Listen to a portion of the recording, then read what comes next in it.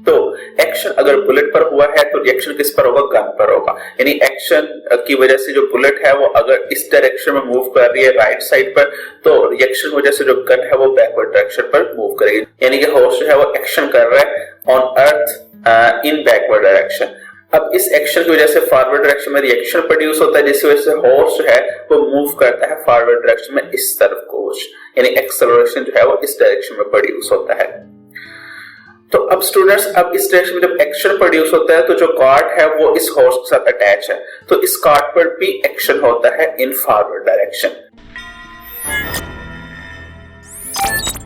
Students, today we are going to learn Newton's third law of motion. तो सबसे पहले definition देखते हैं कि Newton's third law of motion कहता क्या है, स्टेटमेंट क्या है Newton's third law of motion की। तो Newton's third law of motion state that to every action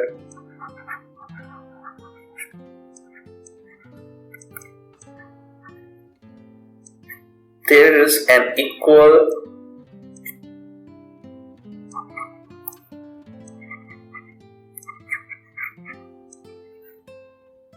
and opposite, या हम कह सकते हैं but opposite reaction।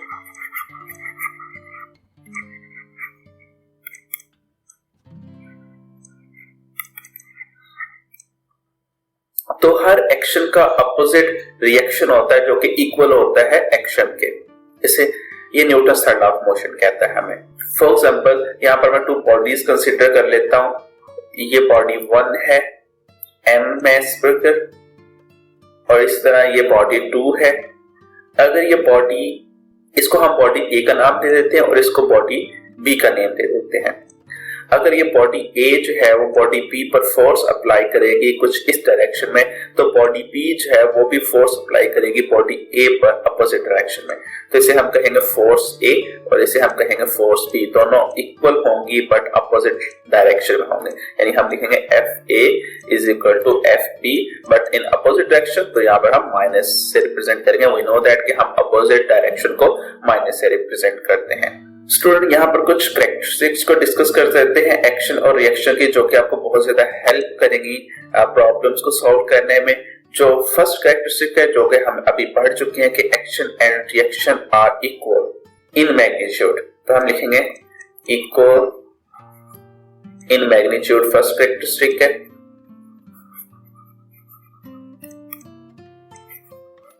And then second है equal in magnitude but opposite in direction. तो ये जो एक्शन एंड रिएक्शन है ये डायरेक्शन इनकी अपोजिट होगी to each other.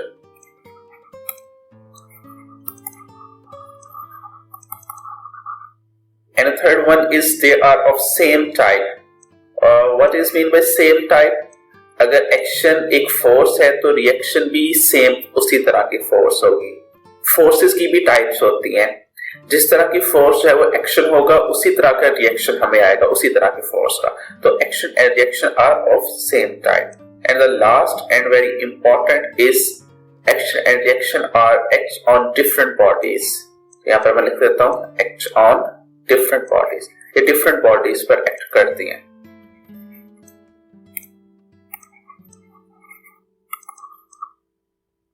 Okay students, ये हमने कुछ कैरेक्टरिस्टिक्स को डिस्कस कर लिया। अब इनके अकॉर्डिंग हम न्यूमेरिकल को सॉल्व करेंगे और ये कैरेक्टरिस्टिक्स जो है 4 कैरेक्टरिस्टिक्स और न्यूमेरिकल को सॉल्व करने में बहुत ज्यादा हेल्प आउट करेंगे। तो स्टूडेंट यहाँ पर फर्स्ट एग्जांपल देखते हैं। फर्स्ट एग्जांपल में देखिएगा हमारे पास एक गन है जिसको फायर किया गया, उसमें से बुलेट जो है वो निकली है।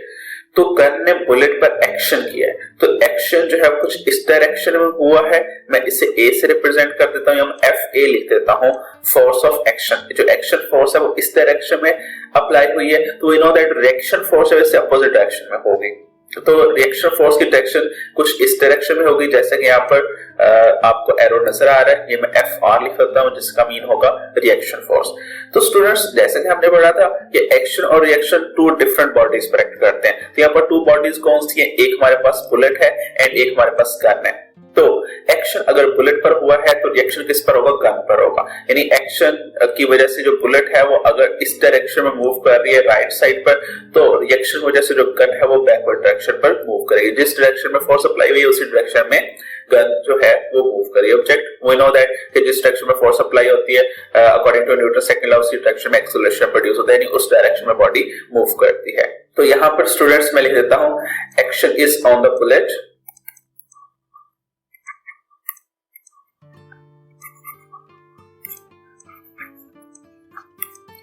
and reaction is on the gun। Reaction जो है वो गन पर हो रहा है, जिसकी वजह से अब इस एक्शन की वजह से जो बुलेट है वो पुश होगी और पुश होकर फॉरवर्ड डायरेक्शन मूव करेगी, पर जो गन है उसमें बैकवर्ड डायरेक्शन में फोर्स लगेगी, तो हम इसे कहते हैं रिकॉइल। तो इसमें रिकॉइल प्रोड्यूस होगा गन में। तो स्टूडेंट यहाँ पर हमारी एग्जांपल 1 कंप्लीट होती है। अब चलते हैं एग्जांपल 2 की तरफ। तो स्टूडेंट्स यहाँ पर मैंने एक एग्जांपल ली हॉर्स एंड कार्ट की। अब देखिए हॉर्स जो है वो अपने फीट से फोर्स अप्लाई करता है अर्थ पर बैकवर्ड डायरेक्शन में, ये एक्शन फोर्स है, यानी कि हॉर्स जो है वो एक्शन कर रहा है on earth in backward direction. अब इस एक्शन की वजह से फॉरवर्ड डायरेक्शन में रिएक्शन प्रोड्यूस होता है, जिसकी वजह से हॉर्स जो है वो मूव करता है फॉरवर्ड डायरेक्शन में इस तरफ को, यानी एक्सेलरेशन जो है वो इस डायरेक्शन में प्रोड्यूस होता है। तो अब स्टूडेंट्स अब इस डायरेक्शन में जब एक्शन प्रोड्यूस होता है तो जो कार्ट है वो इस हॉर्स के साथ अटैच है, तो इस कार्ट पर भी एक्शन होता है इन फॉरवर्ड डायरेक्शन, तो ये भी एक एक्शन फोर्स है। अब ये जो एक्शन फोर्स है स्टूडेंट्स, इसका रिएक्शन होता है हॉर्स पर, जो कि इसको बैकवर्ड डायरेक्शन में मूव करने की कोशिश करती है, बट हॉर्स का जो एक्शन है वो ज्यादा होता है, तो रिएक्शन फोर्स यहाँ पर मिनिमाइज हो जाती है, तो हम उसको इग्नोर करेंगे यहाँ पर, यानी कि वो रिएक्शन का कुछ असर हो ही नहीं रहा। तो यहाँ पर मैं लिखूंगा कि action is on the earth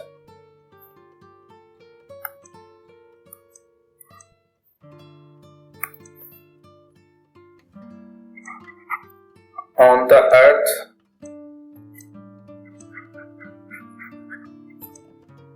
and cart। Action जो है वो अर्थ पर और कार्ट पर दोनों पर हो रहा है, and reaction is on horse.